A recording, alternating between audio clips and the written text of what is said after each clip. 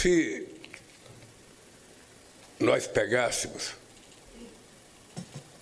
o dinheiro que foi gasto ano passado em armamentos, em conflitos, o equivalente a 2 trilhões e 700 bilhões de dólares, e dividíssemos entre os 630 milhões de seres humanos que no planeta passam fome, daria para a gente ter distribuído 4.285 dólares para cada pessoa. Vocês percebem que não precisaria ter fome no mundo se houvesse o bom senso dos governantes do mundo. Por isso, eu quero começar essa minha fala fazendo um apelo aos nossos presidentes responsáveis pelo Conselho de Segurança como membros permanentes da ONU. São 5. A França, a Inglaterra, a Rússia, a China e os Estados Unidos. Se esses senhores que coordenam o Conselho de Segurança como membros permanentes da ONU se preocupassem com essa questão da fome nesse instante, e ao invés de ficar discutindo, como agora está se discutindo na Europa, o fortalecimento do armamento dos países, investimentos na defesa, porque está todo mundo pensando que vai se agravar os conflitos e todo mundo quer mais armas, todo mundo quer mais bomba atômica, todo mundo quer mais drone, todo mundo quer aviões de caça cada vez mais caro. E tudo isso não é feito para construir ou para produzir alimento. Isso é feito para destruir e para diminuir a produção de alimentos ou destruir aquilo que já está plantado. Seria apenas uma reflexão de bom senso se houvesse a convocação. São apenas 5 pessoas que poderiam fazer uma teleconferência. Não precisaria ninguém correr risco para ninguém ser atacado por drone à noite, para ninguém ser vítima de uns mísseis. Poderia ter feito uma teleconferência para fazer uma discussão muito clara se o que vai resolver o problema da humanidade é mais guerra ou mais paz. Se é a construção e a produção de mais armas cada vez mais sofisticadas e cada vez mais caras, ou o aumento da produção, da distribuição e do aumento da renda do povo para que a gente pudesse ter a alimentação necessária. Que tem que sair de uma mensagem, de uma conferência que envolve a América Latina, que é uma parte do mundo rica, que tem praticamente tudo aquilo que a natureza ofereceu a todos os seres humanos e que muitas vezes são explorados pelas pessoas que não são daqui para produzir parte das armas que destroem aquilo que já foi construído. Quero dizer para vocês que eu fico muito sensibilidade, emocionado de saber que a fome mexe muito pouco com o coração dos governantes do mundo.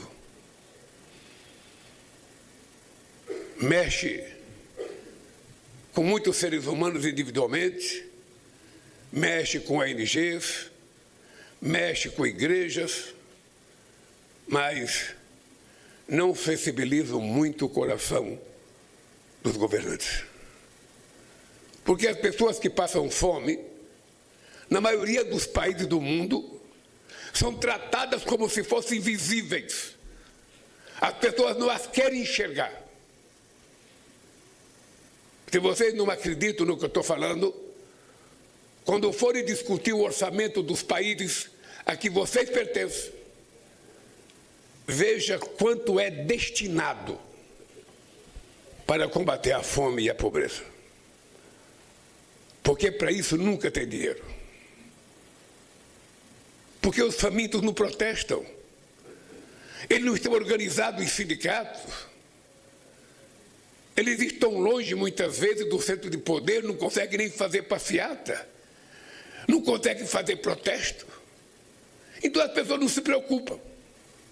É justo que no primeiro quarto do século XXI a gente esteja discutindo coisas que em 1946 um brasileiro, José de Castro, já colocava isso como um dos mais graves problemas da humanidade. Não é por excesso de chuva, nem por falta de chuva. Não é por excesso de sol ou por falta de sol. É por excesso de irresponsabilidade. É por excesso de falta de compromisso que a gente não consegue exterminar a fome do planeta Terra, que já tem conhecimento genético, já tem conhecimento tecnológico, já produz mais alimento do que nós deveríamos consumir, e que esse alimento não chega à casa das pessoas, porque as pessoas não têm dinheiro, e não têm dinheiro porque tem muita concentração de renda. E, enquanto isso, as pessoas importantes do planeta, que deveriam estar preocupadas com a fome, estão preocupadas com guerra. Cuba não está passando fome porque não sabe produzir. Cuba não está passando fome porque não sabe construir a sua energia. Cuba está passando fome porque não quer que Cuba tenha certas coisas que todo mundo deveria ter direito.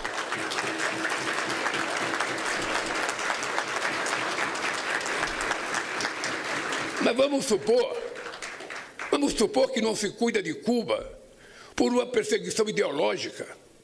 Então não vamos ajudar Cuba porque Cuba é um país comunista. Ajude o Haiti, que está ali do lado, que passa tanto ou mais fome do que Cuba e que está sendo dominado por gangues. Tem tanta gente para ser ajudada que está esperando um gesto desse crescimento econômico de todos os países, dessa concentração de riquezas. Algumas empresas de plataforma conseguem ganhar mais dinheiro por ano do que o PIB de muitos países. Esse dinheiro é concentrado na mão de poucos. Quando é que a gente vai resolver isso? A gente não pode tratar a questão da fome como se fosse uma questão de ONGs. Como se fosse assim, se sobrar, tem. Se não sobrar, não tem. Tem que ser tratado como uma questão de prioridade. Prioridade zero. É um direito sagrado. Todo mundo tem que tomar café, almoçar e jantar todo dia. Porque a gente só vai acabar com a fome quando houver determinação política. Quando tirar um pouquinho de cada área do governo, tira um pouquinho do Itamaraty, tira um pouquinho das Forças Armadas, tira um pouquinho disso e colocar um pocão para os pobres. Mudar, inclusive, o conceito de economia. Começar a ensinar novas coisas para os economistas nas universidades. Não é a gente incentivar a chamada agricultura da subsistência. Isso é coisa do feudalismo. Ninguém quer produzir só para comer. É preciso ensinar as pessoas que eles podem produzir e ganhar dinheiro produzindo. Pode produzir em quantidade e com qualidade. Não é, vou plantar minha mandioquinha para comer, vou plantar meu milhozinho para comer, não. Planto para comer e planto para vender. E o papel do Estado é criar política de crédito para financiar. Por que os grandes têm tanto financiamento e a gente não pode dar financiamento para os pequenos? Quando tinha ouro, levaram o nosso ouro. Quando tinha prata, levaram a nossa prata. Levaram o nosso suor com um salário muito barato durante muito tempo. Quando é que nós vamos acordar para dizer que nós não queremos submissão? Nós não queremos viver de favor. Nós queremos, de forma soberana, dar alimentação para o nosso povo, e qualquer país da América Latina e do Caribe pode dar alimentação ao nosso povo. Nós somos a única zona do mundo de paz. A única zona de paz no planeta Terra somos nós. Aqui no Brasil nós temos a opção de não possuir armas nucleares na nossa Constituição. Porque há muito tempo a gente chegou à conclusão que aquele ditado que quem quer paz se prepara para a guerra é para quem quer fazer guerra. Nós queremos paz, porque a paz é a única possibilidade de fazer com que a humanidade avance. Compensou destruir Gaza, matando a quantidade de mulheres que mataram e crianças, para agora aparecerem com pompa, criando um conselho para dizer, vamos reconstruir Gaza. Aí aparece como se fosse, sabe, um resort, sabe, para melhorar e passar férias no lugar que estão os cadáveres das mulheres e das crianças que morreram. E muitas vezes a gente fica impassível. Muitas vezes a gente vai ficando impassível. E se a gente não gritar, se a gente não falar, se a gente não se mexer, nada acontece. Então, meus amigos e minhas amigas, eu queria que vocês refletissem junto ao governo de vocês. A fome não é por um problema de intempéries, não é porque tem excesso de frio, excesso de calor. A fome, ela só existe porque existe uma coisa chamada excesso de irresponsabilidade naqueles que são eleitos para ter responsabilidade. E se o Brasil conseguiu acabar com a fome 2 vezes, o mundo pode acabar. Por mais pobre que seja o país, pega um pouquinho do seu orçamento e dedique. E eu faço uma conta, os economistas que estão aqui me desmintam depois, e eu tenho falado isso em todos os auditórios que eu vou. Imagina que esse cenário aqui é uma cidade, ou um país chamado Auditório do Itamaraty.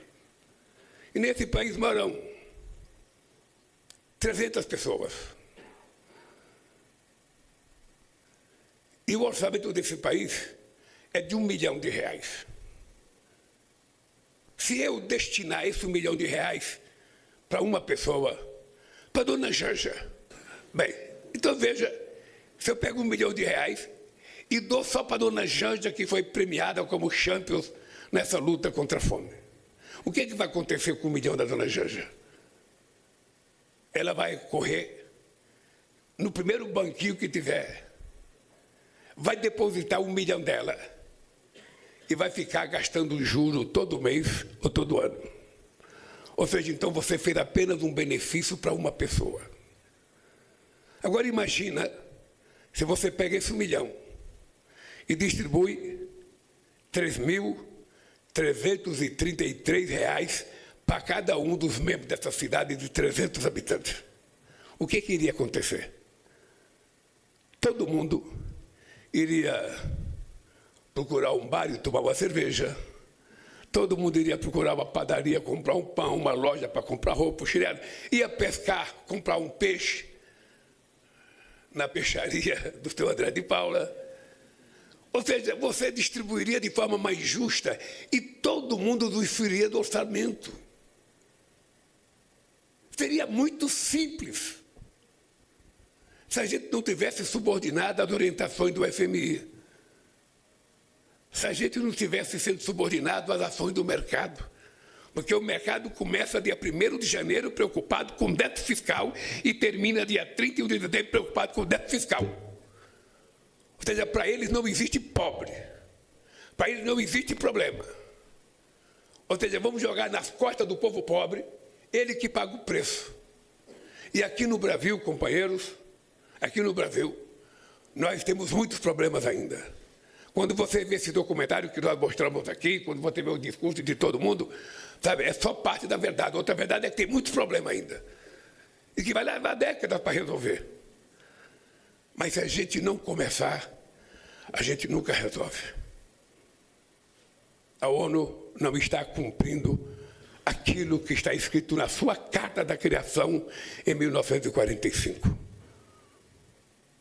A ONU está cedendo ao fatalismo dos senhores das guerras e não tem espaço para senhores da paz. Por que a ONU já não convocou uma conferência mundial para discutir esses conflitos? Por que a guerra da Rússia e da Ucrânia demora 4 anos quando todo mundo já sabe o que vai dar naquela guerra? Quem é que não sabe o que vai acontecer naquela guerra? O Putin vai ficar com o que já conquistou, o Zelensky vai se contentar com o que perdeu, e vai ter um acordo. Se é isso, por que não fazem logo? Ou seja, você acha normal o presidente Trump todo dia fica dizendo: eu tenho o maior navio do mundo, eu tenho o maior navio do mundo, eu tenho o maior exército do mundo? Por que ele não fala: eu tenho a maior capacidade de produção de alimento do mundo, eu tenho como distribuir alimento? Por que ele não fala? Não era muito mais simples? Isso faria melhor nos nossos ouvidos? Bem, a questão da fome está ligada a isso. A questão da fome está ligada ao fato de que os pobres do mundo são invisíveis ao olhar das máquinas burocráticas e do chefe de Estado desse mundo. Enquanto a gente não torná-los visíveis, a gente vai continuar brigando, lutando e gritando. Muito obrigado e parabéns, companheiros.